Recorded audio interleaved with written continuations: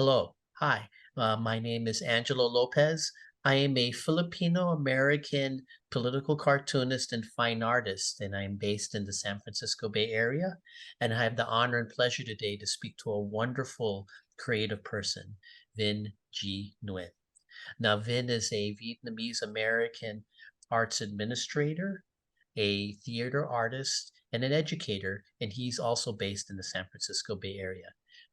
Thank you, Vin, for taking the time to talk to me today. Of course, it's my pleasure, Angelo. Of course. Yeah, and I gave a very brief description of you, but would you like to say a little bit more about yourself? Yeah, sure. I mean, those three words pretty much sum up what I am and who I am as a I guess an individual as a professional. Yeah, so I'm an administrator. I am the managing artistic director of Chopsticks Alley Art. We are a nonprofit arts organization in San Jose that support and promote Southeast Asian art and artists, such as yourself. And then a theater artist. I'm a director, choreographer, an actor for the stage, and most recently a playwright. So that's very Oh, exciting. I'm sure we'll talk more about that. And then an educator. I've taught anywhere from little kids to all the way to university level, and mostly in theater. And very grateful to be doing multiple things at once, but it can be very, very exhausting. yeah. Well, you're sort of like a Renaissance person. You No, do several things at once, right? thank you. Yeah. Don't worry. After this, I'll let you sleep and stuff. Yeah. But okay. So, what's your background and how did you become interested in theater, though? I've always been a very artsy kid. I Oh, never, I was talking to my sister about this the other day. Like, I never really was into technology or video games when I was little. I was more of oh, like a very organic kind of child. So I did a lot of arts and crafts and I yeah. made stuff. I liked to draw when I was younger. And it wasn't until I was in high school that I started doing a little bit of theater. I did choir when I was in high school. Oh, And then in college was when I found my niche. I found my group, my musical theater people, and that just kind of clicked, and I really enjoyed doing that. And I did so much of it that I had enough credits and experience to make it a major. So that's what I ended up doing. I did a double major in hospitality and recreation, which was like my original major, and then a second degree in musical theater. And then I just kind of um, after graduation, I worked in the hotel business for a little bit. So that's where I got like my administrative side, and then went back to theater via teaching. And so I oh, taught for an elementary school. I taught theater for an elementary school in San Jose. And then I got to grad school and I went and got an MFA in musical theater yeah. at San Diego State and spent 2 years down there. And then came back here and continue very, very fortunate since I come back to be constantly working as a theater artist in one way or another, along with teaching and with, working kind of a day job, I guess, Yeah.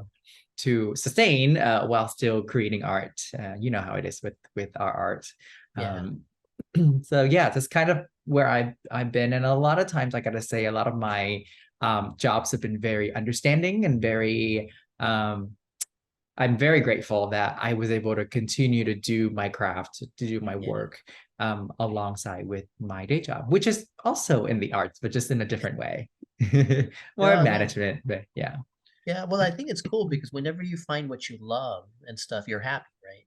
Yes, absolutely. And you gotta have it, right? I'm sure you know this too. Like you gotta have that spark or that joy or that passion, whether it be your main thing or a thing on the side to keep you going, especially for us artists, right? So that's rare, and um, Yeah. it's wonderful that people recognize that and allow you to continue to do what you do.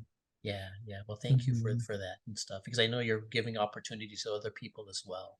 So thank you.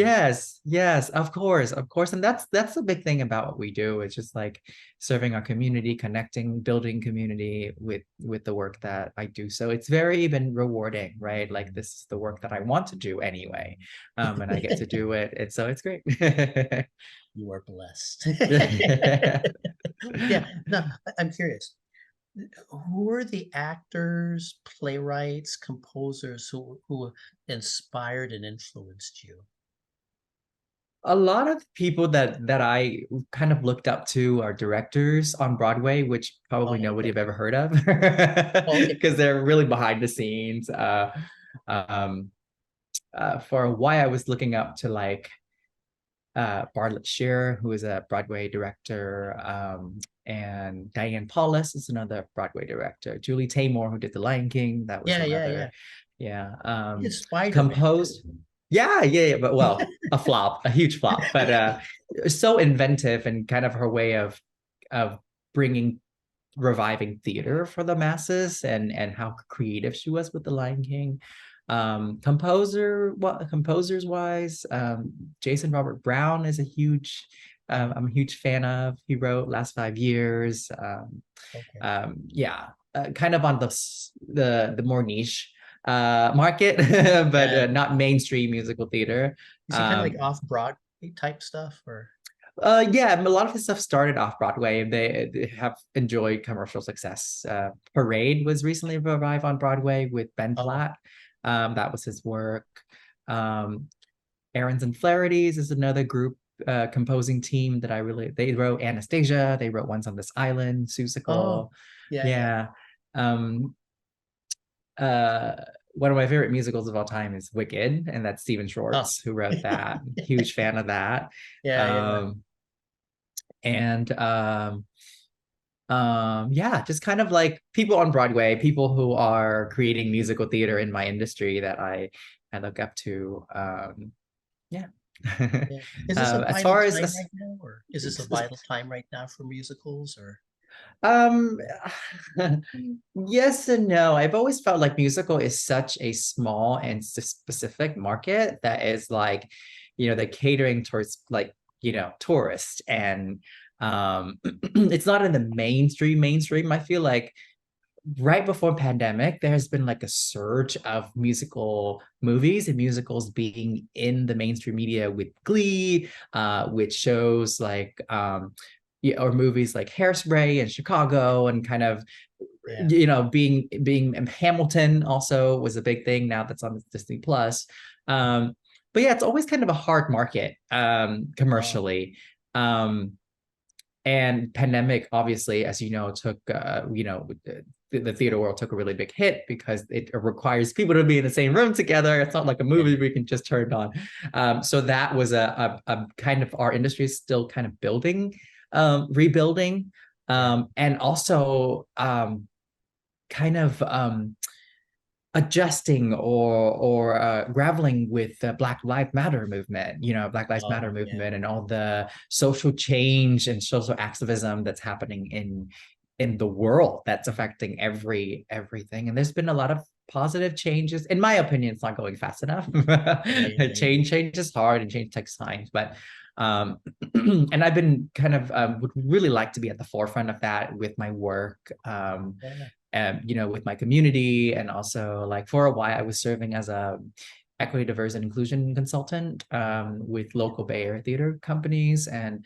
kind of help everybody, knowing what I know, helping people and creating more accessibility, more positive representation for people of color.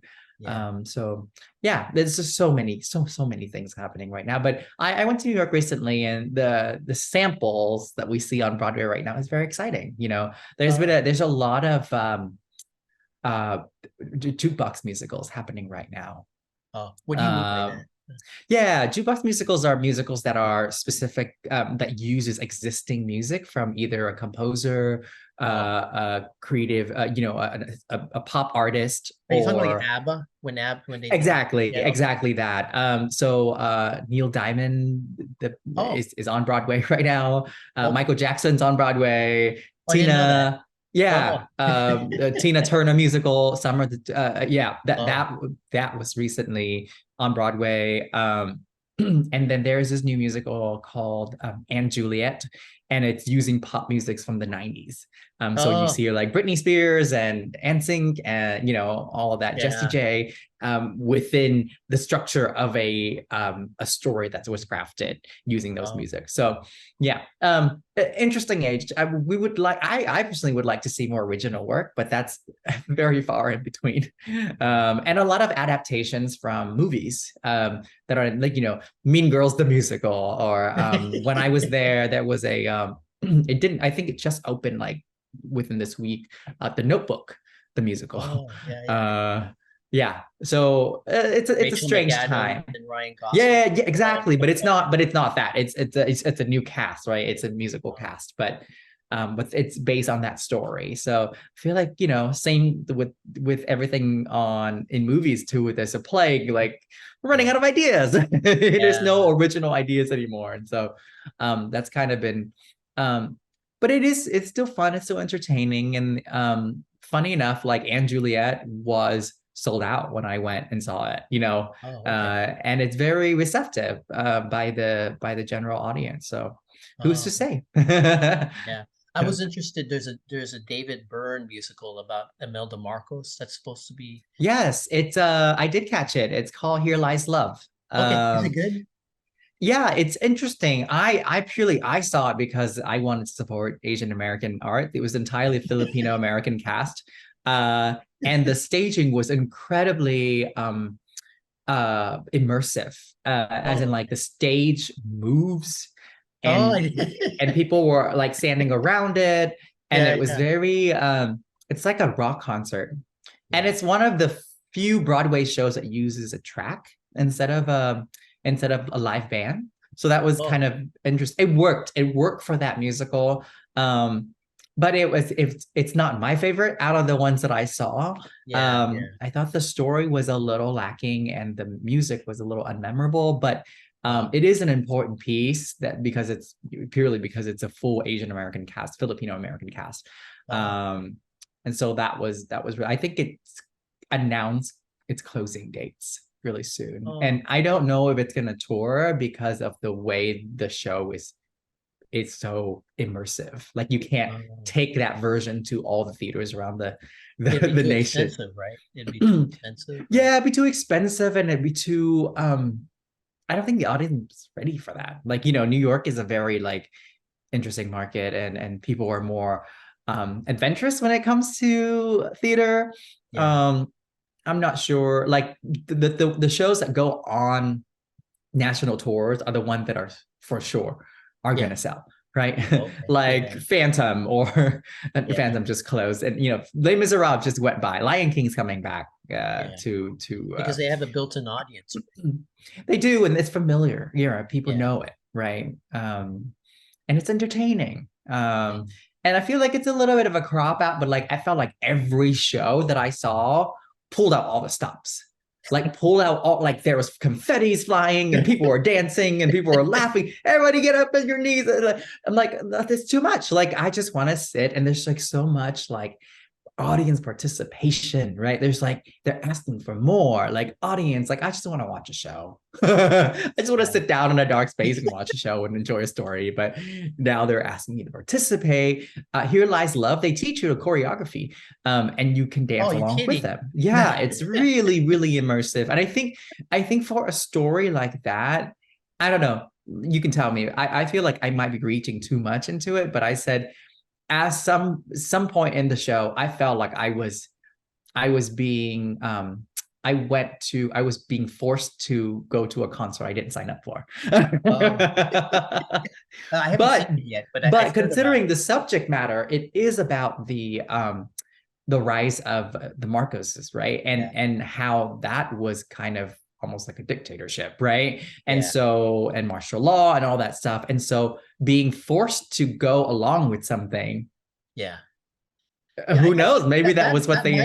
might have been the because that's my interest in it. One, I'm a Talking Heads fan, but also I'm just in anything that reminds Filipino Americans of what the martial law period was like. Mhm.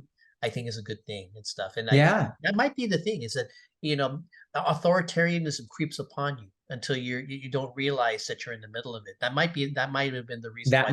might I hope they cap on that, because that was brilliant Yeah. if that's the case, right? Like I'm like, I don't want to do this. We're cheering for her. This is wrong. This is wrong. But the whole theater is like cheering, you know. So Um, yeah. And it's very clear that like the audience is very diverse. Obviously, there's a lot of yeah. Filipino pride. And you know, they do like a pre-show thing and everybody's hyped up. And so yeah, I think it's an important piece, and I'm glad I caught it before it closes. It was definitely on my list to watch, and I'm glad I got to I see hate to it. say it, I envy you because I want to watch it, but I don't. I won't be going to New York anytime soon. So I also didn't catch a lot of the shows that I wanted to see when I was there, so don't be too okay. envious. Yeah. You know, I interrupted you though. Were you going to say some other heroes that you had and stuff? Oh no, no, no, no, that was it. Yeah, yeah, Oh, okay. yeah, yeah. Okay. Mhm.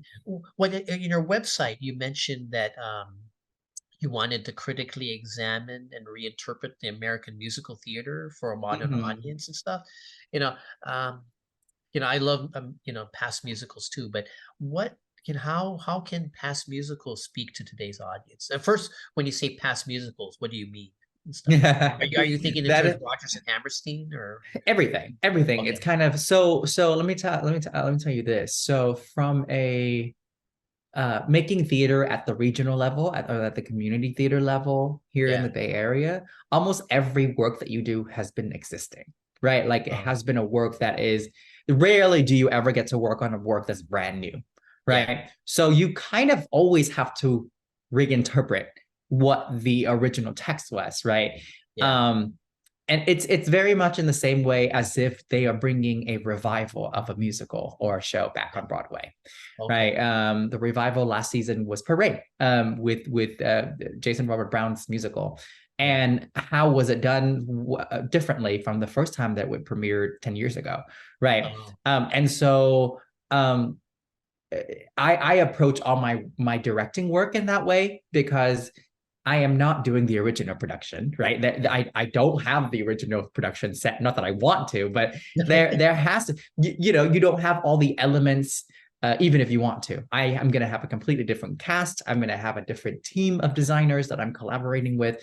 So you Um, kind of have to come up with your own vision, your own version of the show.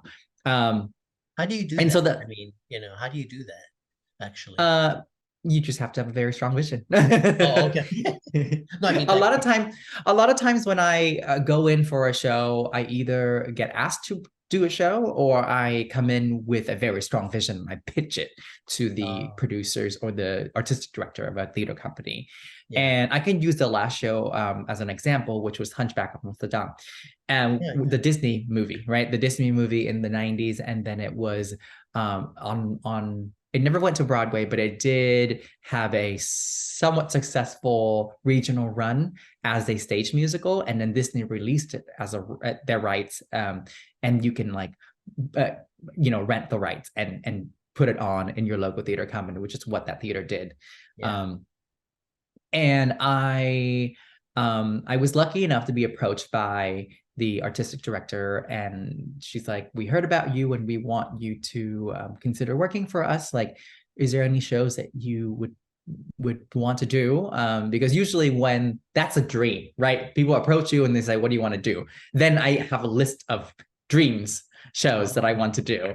And so yeah, yeah. Hunchback was one of the shows that I wanted to do. And I know the theater well. I've worked with them before as an actor, so I know their capacity. I know their ability of what they can do with, as far as sets and Yeah. designs. And for a show like that, I know I wanted a big set. I know I wanted like a. I think the exact words I told them was like, built me a cathedral. And they did. They really did. It was great.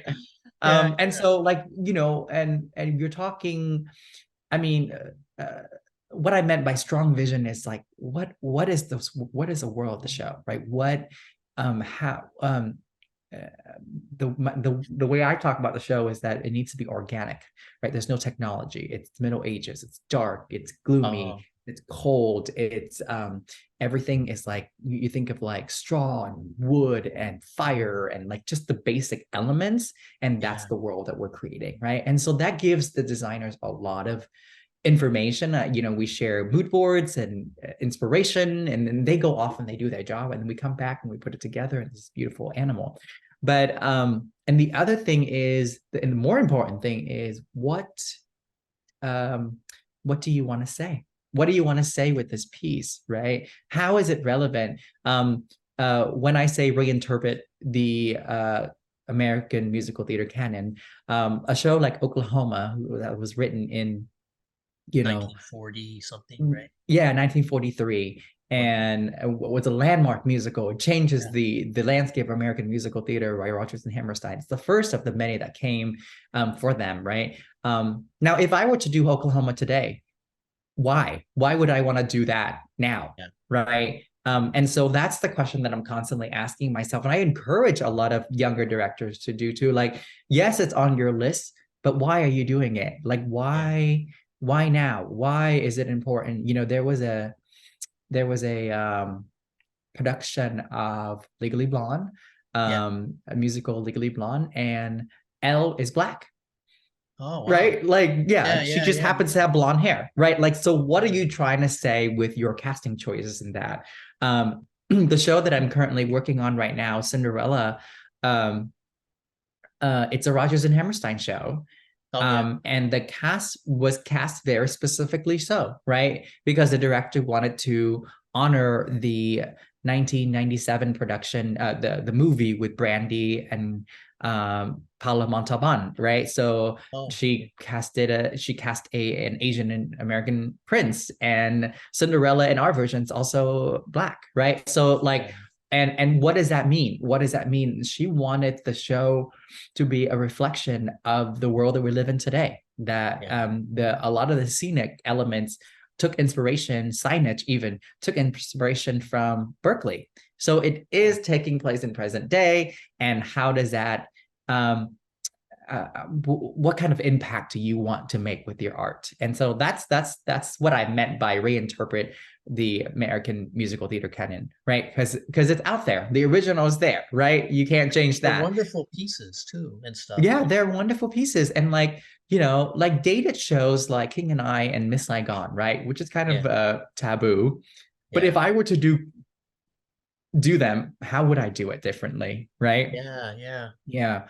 And so not to say that those are on my list to direct, but But maybe I'm one sure day. But if it was yours and stuff, I think if you had a good vision for it, I think it'd be wonderful and stuff. It's yeah. just, I think it's sort of like when, Shakespeare, he's timeless, but there are certain pieces like Othello. Hmm. How do you do Othello and stuff for a modern audience and stuff because of its racial dynamic and stuff? I'm Right. wondering if like South Pacific, it dealt with racism, right? And stuff. Hmm. So Hmm. I'm Hmm. wondering if like certain like I could, like yeah, I really wouldn't know how to do Oklahoma for maybe if we were in the Midwest that would work. I don't know. There was a revival with I believe his last name is Fish. But a director recently revived Oklahoma, and it was very different, very, Yeah. very different, right? And people didn't like it, but that's not Oh, the point, right? yeah.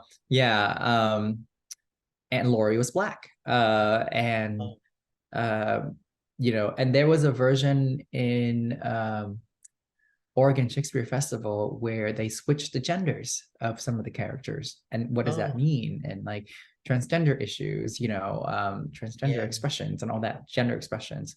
I did a show called Allegiance, which was I directed it recently, a couple of years ago, about the Japanese internment camp experience. It's Oh, George yeah. Takei's Oh, life based on his experience. Yeah, yeah, yeah. based on his family stories. And that was at the height of the anti-Asian hate uh, movement. Yeah. So that was so relevant. I mean, I didn't want it to be that relevant, but it was, Yeah. and so that was an important piece to be telling at that time, right? To kind of remind people like, hey, we people were terrible to each other back then, but that hasn't changed much.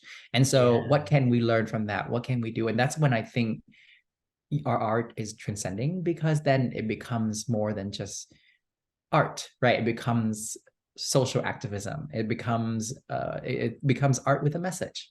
Yeah. It becomes education, you know.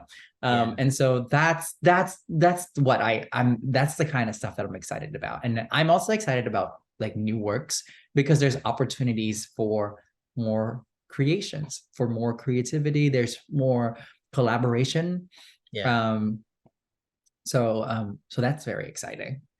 Oh, that's Um, cool. Yeah. I yeah. like the fact that when you're trying to, I always think that, whenever you reinterpret something, you incite conversation. Mhm. And that's very, having an art, having a piece that instigates thought and stuff, as well as entertainment and stuff is very good and stuff. Theater So is a social art form, right? It's yeah. a commercial and theater and social art form. Like, yeah, you can have a beautiful show and nobody comes see it, then is it really a show? Right? Because Yeah. then there's no dialogue, there's no conversation, there's no um dialogue. And that's, I think that's incredibly important. And a lot of times, like if people are smart, if theater companies are smart, they lean onto the conversations, they lead those conversations, Yeah. especially with younger people. A lot of shows, I was talking to a friend today, like we were talking about the play that I was that I'm currently working on play writing. And like so much of that, there's a lot of plan for talkbacks because Yeah. it is a play for younger audience for we're hoping to take it to schools and stuff. Like that's where like almost half of the work is the education, right? Is the talking to the kids, let them ask questions. Yeah. Yeah, so And that's the good thing about that is that for younger generations, they've never seen the older musicals. So for them, it's Mhm. new and stuff. Yeah, it's brand new and And, it's and also constantly changing, right? It's Wicked's been around for 20 years. They just celebrated their 20th anniversary. And how has that show changed? How yeah, has you're that making me feel old. that was me in college Yeah, when I I remember when when when I it was like at the peak and everybody was talking about this show and yeah, uh yeah. Okay, well, okay.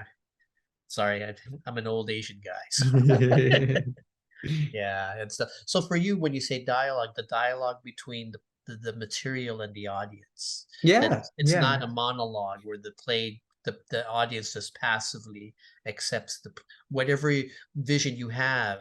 It's the audience is not passive. It's an active dialogue between your vision and the audience. Is that what you Yes, that's the dream. That's the dream, right? That your okay? work is continue to be talked about after people leave the theater. That they're going to tell their Oh, people, their friends. Shows that sparks conversations with families when they go home. yeah. Yeah. So that kind of stuff is it's Oh, exciting. Very, very yeah. exciting. Yeah. Well, speaking of new material, you recently did a play and stuff. Tales of Ancient Vietnam. Yeah. Can you tell me about the play? Yeah. So Chopsticks Alley commissioned it about a year Oh, ago before I became a staff member at Chopsticks. So I was working at a different arts organization where I happened to meet Trami Crone, our executive oh, director. And we just got to talking, and she's like, we have this new theater space and we want to inaugurate it with a production. And would you be open to writing something? And I'm not a playwright. I can say that over and over again. I'm not a playwright. I'm a theater artist, but I'm more of a director, an actor, choreographer, but I've never meddled with playwriting. okay. I've written a few stuff here and there, but didn't go anywhere, or I just kind of for my own enjoyment.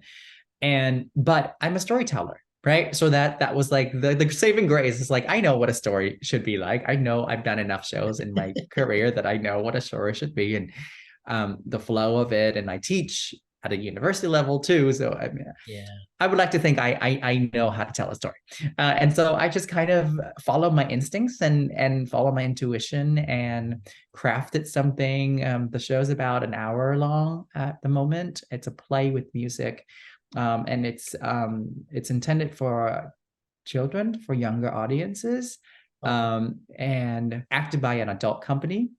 oh, okay. Yeah, yeah, Um, and it's about a second generation Vietnamese um, child who is struggling with her cultural identity. And through fairy tales and folk tales told to her by her grandmother, she finds little bits and pieces of wisdom and empowerment to trace back her roots and become yeah. empowered. And so, um, yeah, it was very empowering for me as well as an artist to be able to tell that story in that medium and have control of how these stories should be told. A little bit of that is like my own experience with my grandmother telling me the stories, and so I'm just kind of Oh, like, yeah, you yeah. know, and it's been a very gratifying process, and very, it feels so loved and supported by Chopsticks, by Trammy, and just everyone that I come in contact with who knows about the show. But I can share, recently we received a grant, another grant from, Oh, yeah, to push the play forward. So we're looking at hopefully a full production in 2024. oh, Um, wow. Invite me to that. of course, I'll bring my wife absolutely. and I to come and stuff. We'd love to do it. Yes, yes, yes, And my yes. And then mother-in-law too and stuff. So, everybody's welcome. But that is very exciting. To be honest, like that also is very daunting to me. A lot of times, new work development takes years. I'm lucky to be part of a few new works, and it takes, you know, years, like 2 to 5 years. Every show is different. Um, there was a show that was on Broadway recently called A Strange Loop, and it won the Tony last year. And that oh, show okay. took 10 years to get from Oh, wow. Yeah, conception yeah. to Broadway. And so, Why you does it know, take so long? Is it just a lot of time it comes to the money. I oh, think okay. funders, getting shows are expensive, so shows are expensive Oh, to okay. produce, and Yeah, the so stage, get the you have, yeah, you have to pay the actors, you have to pay a team of highly skilled artisans to build the sets, design the costumes, do the yeah. lighting, and sustaining it once the show open too. So there's so many elements. And so for our show to be opening next year is very, very, very exciting and lucky. I still am in the revision process. I'm actually talking to a um, composer to do the score for the play, and then I'm talking to a potential director that I absolutely adore his work, and so hopefully he'll agree to direct it. So Yeah. opening more room for making more space for collaboration. I just want to fill the creative room with people who are smarter than me, people who are that I admire, and just Yeah. make art with them. And so that's kind of what's on the horizon for next year, and it's incredibly exciting. Yeah, yeah. I noticed that with, when I'm, like I'm a big Beatles fan. And part of the Beatles thing is the collaboration between John, Paul, George, and Ringo and stuff, right? And Yeah. for you, is that sort of an enriching thing, right? Like something, I wonder if you feel like you're giving your baby to another person when you give your work to a director, or you look forward to the collaboration, you know? You're It, Paul McCartney and you're looking for your John Lennon, maybe.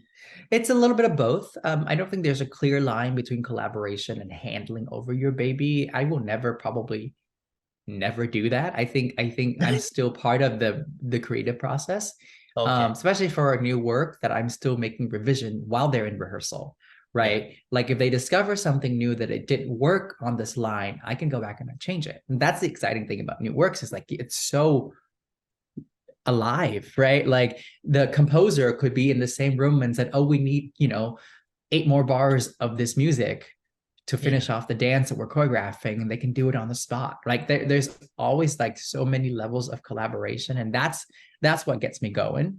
Yeah. And then at some point when it opens, then it opens, then it become a thing of its own, and it's out into the world. And that's why it's important to have people that you really trust. And so I kind of handpicked the people that I want to be in the room, that I absolutely would trust with my life, with my baby, right? So Yeah. Yeah. Yeah. You want and to those are the be people. Rogers and Hammerstein and not Gilbert and Sullivan, right?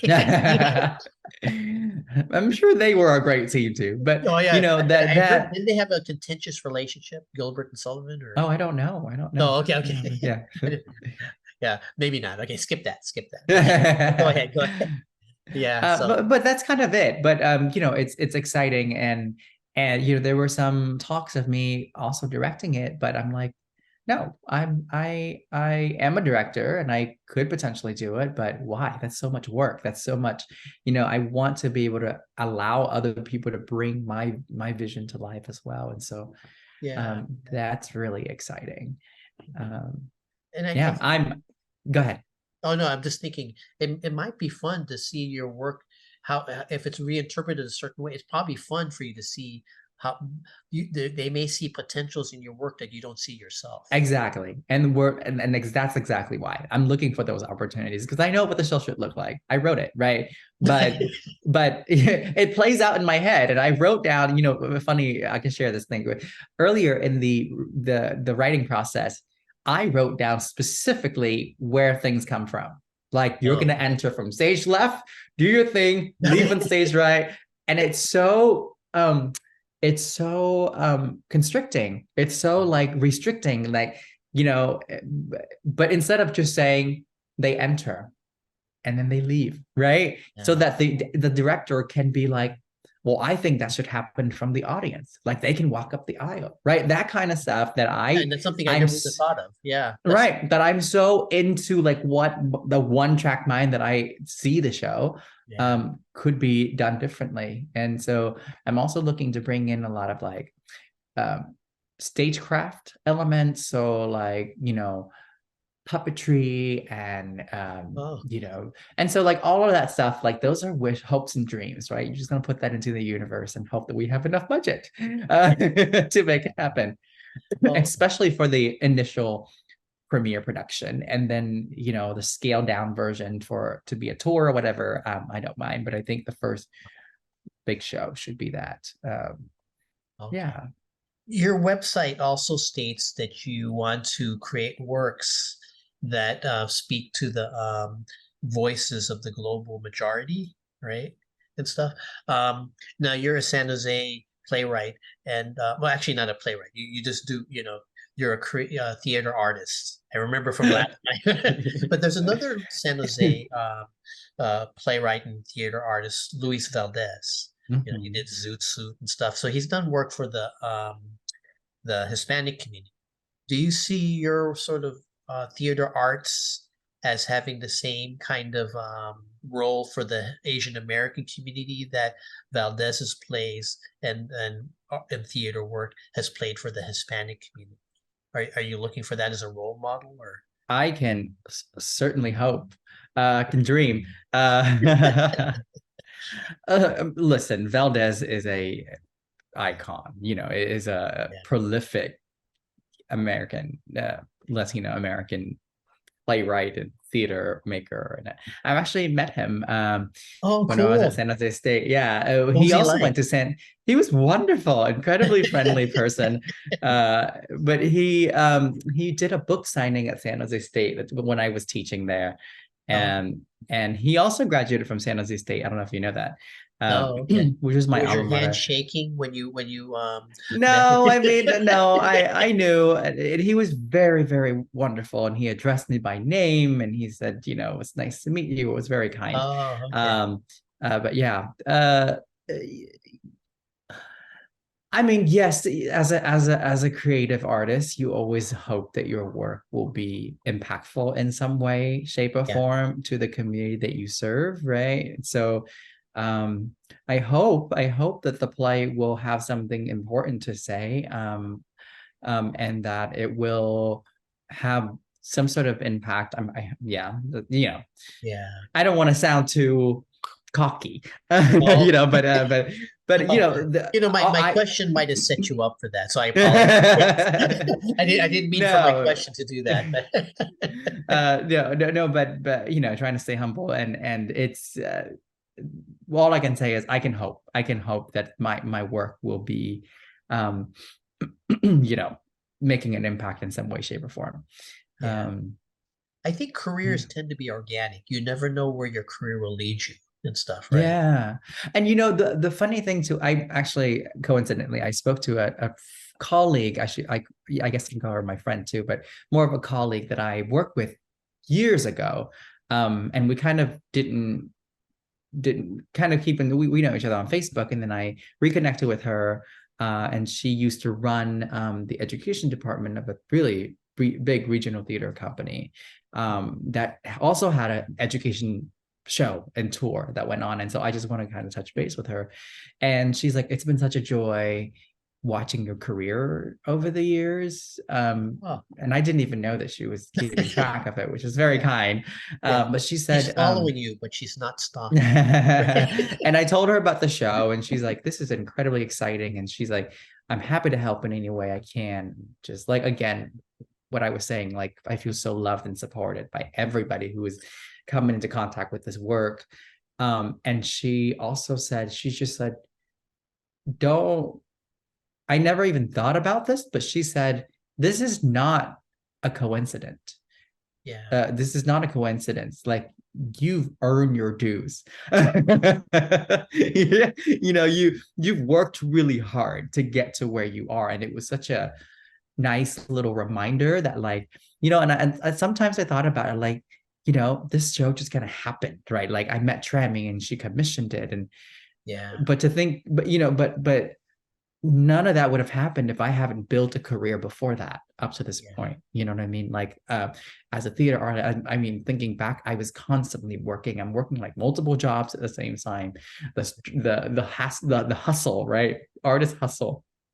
And I was constantly teaching on the weekends to keep up my teaching career on the side of performing and having a day job and all of that. And it's coming together, and at some point I would like to just do one thing, do one of yeah. those career paths and really focus on all of my energy. I'm not getting younger.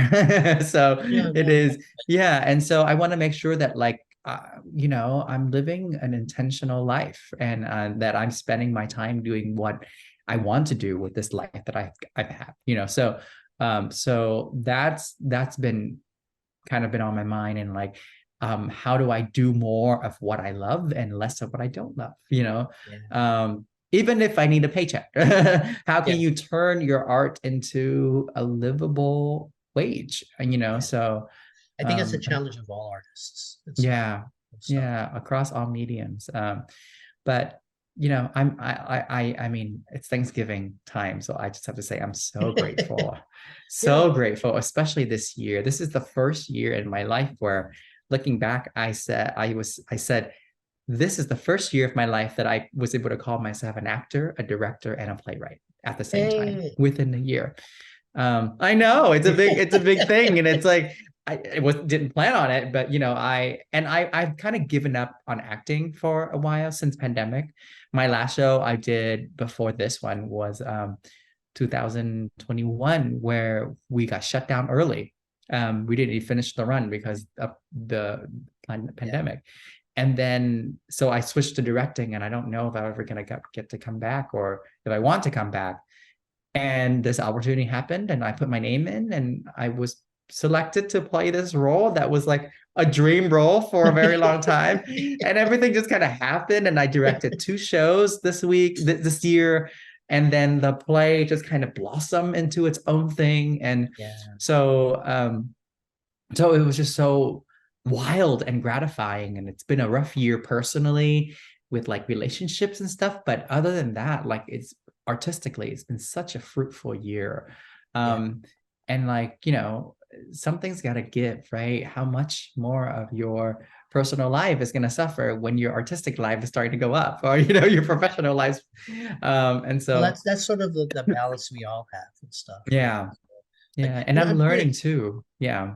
Oh yeah, I'm curious. This is not a question that I wrote, but this is a question that's popped in my mind that you mentioned. Is that a lot of times, wherever you are in the arts, it's lonely and stuff. But It is. it seems like for you, it's I think for all of us and stuff, when you're plugged into an artistic community, it helps you during the hard times. They give you the encouragement. They give you the impetus to go on when you feel kind of, oh, when is this ever going to happen and stuff, right? Is that correct for you? Because you talked just a few minutes ago about how thankful for you that you are for the love that you've gotten for to be connected to that sort of theater community. Is that right? Am I right or wrong? Yes and no. It's a little bit of both. Depends on the project. I can tell you, as a director, nobody told me this when I became a director, is that it's an incredibly lonely position. You're at the Oh, top, and you're being, people look to you for answers, right? And uh, you have to give it. You have to provide it at a drop of a hat. And so Yeah. I learned to be very decisive. I learned to be very decisive on my artistic choices and back up my reasoning with Yeah. reasonings. Um, but you know, I don't have, unless I have an assistant of some sort. But most of the shows, they can't afford an assistant for you, so you're kind of doing everything. You're doing all the paperwork, you're doing the scheduling, you're doing the Oh, rehearsals, you're doing the directing. The fun part of directing and working with actors is only, I would say, probably 20% of the work that I do. The rest of wow. it is like, you know, scheduling and meetings, collaboration, and dog and pony shows and Yeah. marketing. And like, how do you, you know, there's just so much outside of what people are like, oh, directing, so fun, you get to tell me what to do. First of all, I never tell people what to do. I collaborate with them and I kind of Yeah. guide them towards, you know. But playwriting, yes, but I enjoy that loneliness. I don't know Oh, if that sounds right. For okay. playwriting, as a writer, you spend a lot of time um, alone and you just write, right? But the thing is, so much of my research and um, my what I put in the play is inspired by my everyday experiences, right? Like I talk to Yeah. you, I talk to people, I go out to the ocean, I go to the museum and look at a piece of art and get inspired by that, and I put it in the Yeah. show, right? And so in a way, it's kind of a collective. I think of myself as a curator, right? Like I kind of get to pick and choose what in my life that is enriching, and I funnel it down to the story that I wanted to tell. And hopefully people will see themselves reflected in these experiences, right? Yeah. Yeah. Yeah. But I'm also and you're gonna laugh at this, I'm an introvert. Oh, For wow. a theater Okay. person, yeah, like Yeah. that surprises a lot of people. It's like, how are you an introvert when you're a theater person? And there are a social uh kind of a social battery that I function out of, right? Like I go home and I recharge and I be with myself and I burn a candle and I listen to music and I do my thing. And Yeah. then I go out into the world and I do the stuff, right? I act on stage and all the energy is out there. I greet people after the show and then I'm exhausted and then I go back and I recharge, right? And Yeah. so it's like finding that balance, and play writing gives me that opportunity to be with myself. And then I look forward to going in and like having people read my stuff and see it come to life and see how people interpret it. So it's kind of like a give and take, right? It's Okay. never. I know some people who are just like, and I envy them. They just kind of they feed off of other people's energy. Yeah. Yeah. And some people who are just completely off. I'm somewhere in between. I'm somewhere in like, you know. And as far as company, I enjoy being with close, intimate spaces with people that I know and I care about. Yeah. And that's where I'm more energetic and more open. But I don't go out to social spaces when I don't have to, when I Yeah. don't need No, no, to. that's okay. That's okay. I mean, I don't, I like being in community, but I think it depends and stuff. I do need my time alone just to do the art and stuff, Yeah. you know. And the funny thing too is like, you know, I told you earlier, my earlier major in college was hospitality management, and it's Oh, event okay. planning. It's what, you know, and I enjoy that. And I really enjoy that part of my my day job at Chopsticks is I am constantly building community. I'm doing creativity open mic. I'm opening galleries. I'm doing First Fridays, and it's fun. It's fun. I love all of that stuff. I love being able to take care of people and providing a Yeah. space where we can come together and providing food. Tammy and I joked all the time that like the majority of my job is to feed people and and to wait for people to get back to me on emails. I didn't think about that, but I guess you're right. That's what but I have to say, I love the Vietnamese sandwiches I've gotten in the receptions, so thank you. Of course. My favorite too. Yeah, yeah. Now, I'm curious. This is a weird question, but have you seen Only Murder in the Building? I've The seen part of it. I haven't seen a Oh, okay, full okay, episode, but I've seen snippets of it. Yeah. okay. Yeah, because Martin Short plays a sort of director plays. I was going to ask if you're Mm, anything like him, but if you haven't seen the show, then you I wouldn't haven't seen it. Yeah. know. Oh, okay, okay. So, okay. you've acted in a few productions in the Bay Area and in San Diego. Okay, two-part question.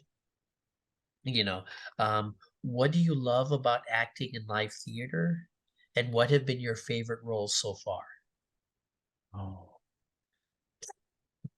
favorite role. I'm very fortunate. Again, that grateful gratitude energy vibe throughout this Yeah, yeah, interview. yeah, But I've played some really fantastic roles in my acting career locally. yeah. Um, uh, Top of my list is probably Rent. Oh, I played Angel in Rent at Cabrillo Stage in 2018, the summer of 2018. And I think, Rent is a highly emotional show, right? It's a beautiful show. But for me, it happened to it happened to come at a very specific point in my life where I needed that community the most. I just graduated from college, from my MFA, and I felt completely flattened. I felt like, it took all the fun out of theater, yeah. and I landed my lead role, my first big leading role. And you know, I don't know. I don't want to call out anybody, but like at some point in my career, uh, a person in power, professor, might have said something along the lines of, "You will never play a leading man." And I Oh, think what they meant was that in a traditional sense, I'm never going to be Curly in Oklahoma. And I yeah, don't want to be, right? yeah, yeah. You know, I don't want to be in 1943 Oklahoma, white hair, blonde hair, blonde hair, white skin, blue Singing, oh, eyes. what a beautiful morning. What a beautiful morning. But I want to be in Daniel Fish's production of Oklahoma, the revival Yeah, production, right? And so I think what he meant was like in the traditional sense, I would never play those roles. And he's absolutely right. But right after college, after grad school, I got three roles and three shows in a row that I was playing leading men, and hey, it's just in a different format. I played Angel in Rent, and that's not a traditional leading man, but it's the lead role. It's the heart of the show. yeah, I was in Allegiance, where I played the lead in the younger version of George Takei's character, yeah. and I played the Cat in the Hat in Seussical, and that was the show, the MC of the show, right? So it's a different format of traditional sense of a leading man, but boy, did I have and now I get to play the prince and Cinderella, which is, you can't get any more traditional leading man than that. So Yeah, don't yeah, let yeah, people tell you what you can and cannot do. I've yeah, proven that person wrong. But I think that came with knowing who you are as an actor, and knowing what you bring to the table, and being able to communicate that with the people who are casting you, bringing yourself and your skills and your craft into the table, and being very collaborative. But Rent, as I was saying, I don't know if, are you familiar with Rent the musical? No, no, but yeah, I'm sure my wife is and stuff. Yeah, Yeah. so it's a We group have of, the DVD and stuff. So yes. I mean, it's about a group of artists who's living in New York in the late 80s, early was it during the 90s. AIDS crisis? Is that the Yeah, one? it was definitely Yeah, during okay, the so I AIDS think I do know. crisis. I think I do know. Yeah. And so Angel is this now I guess that character would be a non-binary transgender person. But at the time it was a drag queen. When the show was written, and finding herself in the show, but also like incredibly loving, and kind of the heart of the show. Um, Yeah, and I remember that was exactly what I needed. That was what, like, my cast fully embraced me in that moment. Like, people treated me like I was Angel on and off stage. totally. And Yeah, it was such a beautiful experience. And I wasn't really working a day job at the time. I was just straight out of school. So I was just doing the summer stock show, and um living the full artist life, which is very, very appropriate for Rent, because the all of the characters are like starving artists. uh, Were you and able to street get food musician. during that time or? I was staying with my parents. I was perfectly fine. I was very comfortable. But so Okay. not the true starving artist life. Yeah. Um, but yeah, I that was one of the best theatrical experiences of my life. And I hope to be able to direct that show at some point. And Yeah. um, yeah. Yeah. I'm wondering though, I mean, like, you kind of alluded to this, but in some ways, like with my paint, my cartoons and stuff, I find myself, you know, I my self-esteem comes, it's not my self-esteem, but your sense of yourself helped you through that time. But it seemed like your work of art helped you find something about yourself that you didn't know you had before. Is Oh, that true? absolutely. Okay. Absolutely. So I keep saying every role that I play have taught me something. yeah. Um, have First of all, every role that I play is an extension of me in some way that I haven't Yeah. discovered, which Yeah. is something really That's what I was beautiful, trying to right? think of. I was trying to figure out Yeah. the right way to ask that question because I know with my art and stuff, it's different aspects of my life. There's a political me, but then there's a me Mhm. that likes to laugh. And Yes. it sounds like with each role that you play, the complex it brings out a different complexity because Yeah. you're not a cardboard cutout. There's different dimensions in you. Does the Right. roles bring out a certain dimension in you that you didn't know before and stuff? Does that make Yeah. Yeah. sense? Yeah. Yeah. I mean, Yeah, I can tell you I don't right know if I'm now, asking like that right and you're stuff. asking the perfect question, which is like I can tell you, like out of the four leading roles that I played so far that I've mentioned, the Yeah. Cat in the Hat taught me how to be um more adventurous with my acting choices. Just Oh, okay. technical, because he's carrying the show. Yeah. He's, he's the MC, right? He's super charismatic, super fun, super energetic. Yeah. Yeah. And then Angel is like teaching me how to live in the moment, like Yeah. reminding you there's no day but today, that song from Rent. Yeah. And just love unconditionally because Angel, spoiler alert, Angel dies in the Right. show. Yeah. And so um she's living her best life, right? To the best and had such a wonderful, rich life. And it kind of just reminded me, like, just go for it, right? You only Yeah. have one life to live. And then Sammy taught me to really be a leader. He was in the show, he's the one that's like making a stance. He's Yeah. fighting against the propaganda, the internment camp regulations and all of that. And he signed up and enlisted and becomes a soldier in the 442 regiment. Yeah. And like there's Yeah. all these things, like finding the advocacy and the voice that Vin myself needed at the time. And then Well, George Takei was very much an activist and stuff. yes, for sure. And I think Yeah. that's his life's work, right? That Yeah. show. And Yeah. then Cinderella just reminded me of the joy of being on stage again and like really savoring the moments when you have on stage and like, you know, look inward because the character I play, the prince, very, very wonderfully in this version of Cinderella, the prince has a more prominent role than just accessories for Cinderella. He has a Yeah. name. He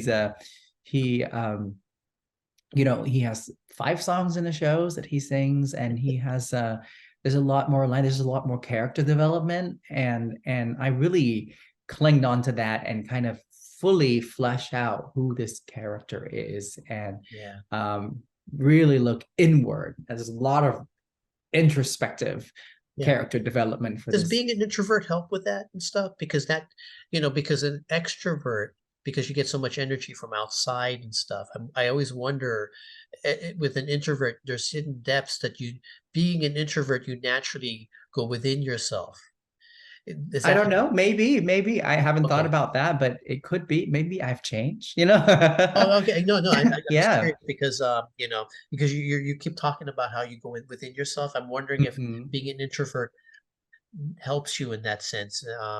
Whereas an extrovert, I'm wondering if that's this may be a stupid question, but I mean, I'm wondering No, in there's terms of no suit. acting and stuff, if you said that it's surprising to be an introvert and acting and stuff. I'm wondering if that's really as much of a surprise, considering like you have to go within yourself a lot. Yes or no? It's a process. It's a process, and I teach this too. Is do you consider yourself an outside in actor or an inside out actor? As in, Oh, okay. do you look at the script and then you develop the character based on the text, and then you let that manifest itself into the physicality of your character, or are you someone who builds the physical world first and then let that inform your character? Oh, Right. okay. And I Is it the think difference between acting and reacting to the environment? Or is that, or both am I saying both something different? both are reacting. I think both Oh, you okay. are reacting. You should be reacting when you're on Okay. stage, right? Okay. Yeah. I think Kristen Chenoweth would say, when you're on stage, stop acting. You should Oh, be, okay. yeah. Yeah. But no, I think it's more of the approach to the work, right? I think for this show in particular, I'm more of a, yeah, I think this is more of an inside out thing. Oh, So I okay. look at the text and I figure out what he wants, what his struggles are, and then I develop the world around him, right? Oh, okay. For a show, physical show like The Cat in the Hat from Seussical, from the Dr. Seuss musical, it's very an outside in. I Yeah. have to be big and flashy and dance and do all of that. And it tells me, oh, because I'm doing all these actions, this is kind of the kind of person that I am, Oh, right? But okay. this one, you get to be as a prince, as a somebody who is like, there's turmoils, there's like, based on the text, he's struggling with himself. He's trying to find the one that he loves. He's trying to push off his parents' pressure on him, and then he finds the love of his life. And so a lot of that is completely from coming from within. And then Oh, how with from somebody with this turmoil and this tortured soul, how would I act? How would I carry myself? How would I carry myself as a prince, right? Like, have I been taught to stand straight, and so there's like oh, I'm sorry. Let me so stand many, straight right now. yeah, so Yeah. many layers, and this is what I teach too in my acting classes. But Oh, okay. yeah, But that's why I love this talk. What you're saying, I'm thrilled because I never knew this and stuff. So yeah, I'm learning something new just as you're yeah. speaking and stuff. But Funny enough, my department, I think at some point it combined with animation. So the theater oh, okay. department and the animation were one department. And I was like, that is the weirdest combination. But if you think about it, Yeah. all of the animation student were required to take one acting classes. And it Oh, changed their work. It yeah, yeah, changed their yeah. work completely because now they know how to tell a story with their body, and they Yeah. translate that onto the page that they drew. So, Oh no, woo! that makes a lot of sense and stuff. Because Right. but because a lot of cartoonists used to the hand gesture, the eyebrow, all of that Right. stuff. You have to know the character, like Charles Schultz when he does Peanuts and stuff. Yeah. He with a few lines he was able to get character and stuff, and you knew Lucy was crabby, you knew Charlie Brown was depressed and stuff. Yeah, this is fascinating for me because I've always read with at least with movie actors, they always try to read the subtext of a script and stuff and bring it, and I never knew what that meant and stuff. But it's like Marlon Brando or Dustin, and when I read that, I was wondering, what the heck does that mean? And you're giving me, Subtext? What do you yeah, think subtext is? I mean, we can talk about it a little bit. yeah. I'm not really sure, but I'm thinking like when what's his name, De Niro did um, Taxi Driver, or I guess there's a famous scene where Marlon Brando in on the waterfront, he had this glove, and as he was talking, he had to get this, and it was supposed to say something about his character that's not something that's not on the written page, but says something about the character. Is that what it means? I really don't know. Subtext is reading between the lines. That's exactly what when, let me preface it with this. Analysis just takes all the fun out of the work. Oh, okay, okay, Right? So yeah, like, this is what I teach my students, is like, yes, do all the prep work, do all the analysis, have that in your body, then throw it all away and just react. yeah, Right? You are informed as an actor. We as humans don't go out and say, what's my objective for today? I'm going to go out and go to the store and buy some milk so that I can go home and make yeah. a I gave meal. that up a while ago. Yeah. So you as a human being, you just go and you do your things, right? You go when Uh, you want something, you just go and you ask for things, and you use different ways to get what you want, but you don't analyze that, right? We don't think yeah, about that. Now, yeah, we need to know that as an actor for our characters, because so that we can have a clear roadmap. But then you have to also react within the moment, Oh, right? okay. And what they mean by subtext is that a lot of times characters lie, right? People don't really mean what they say. Sometimes they Okay. do. Sometimes they do, Is, right? is, Most is of the that times they is that do. the unreliable narrator, or is that something different? No, that's something different. But Oh, okay. subtext is just like like let's say you said, how do you like this cake? And it's terrible, but I'm gonna say, oh, it's great, Oh, right? It's okay. Okay. wonderful. And so the subtext is that even though my line is that it's great, my face is saying something else, and that's the subtext, Oh, okay. right? Okay. um Okay. and that's where the interpretation comes in. The text on the page is the text on the page. You can't change that, right? That's given by the playwright. It will forever be your Bible, right? Yeah. But Yeah. how you interpret it, how do you're like, based on this character, from what I've seen so far from the text, I think when he says he loves her, he doesn't mean that. And this is why, and Oh, then you craft the story around that. I can tell you this really fun story. On the most recent revival of Into the Woods, I don't know if you know that Stephen yeah. Yeah. Sondheim's. That's Yeah, yeah. Son, yeah. I saw that in Little, Mountain View. I yeah. saw that So in Mountain. Little Red Riding. I don't know if that was the national tour, but in the national tour, the girl, the woman who played Little Red Riding Hood, she was going along, and then the wolf comes out, and he's like, "Hello, little girl," right? And she goes, the line is, "Hello, Mr. Wolf." Oh, Right? The line is, "Hello, Mr. Wolf." And a lot of times in the past, it's delivered as, "Hello, Mr. Wolf," and then she goes along her way. yeah. This Yeah. actress delivered it as, "Hello, Mr. Wolf."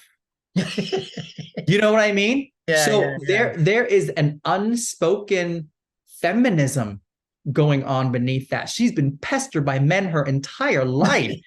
For her to have that kind of reaction to this creepy little, like, again, right? So that's the subtext, right? Oh, That's what we okay. mean when we mean subtext. What Yeah. does it really mean beneath the surface of Oh, what the line is? And you oh. can spend, you know semesters, Oh, no, no, thank you for courses. thank you for Yeah, explaining that. I never knew what that meant and stuff. So I was yeah. always curious. But I think you're the first actor and stuff that I really know. So it's And a professor, for that matter. So I won't shut up about it. oh, no, no, no. This is the reason I do these talks and stuff. So Yeah. yeah, we have 9 or actually 8 minutes left. So let Okay. me ask you this last question and stuff. Okay. You're the you're the artistic director of Chopsticks Alley Art. First, give me a brief description of, well, actually, I think you probably did in the beginning of Chopsticks Mhm. Alley Art, but tell me, what is it about? How does your work in Chopsticks Alley Art help the AAPI community and stuff that you serve? And Mhm. also, I did just why is Chopsticks Alley Art important? Yeah, yeah. My title is actually managing artistic director.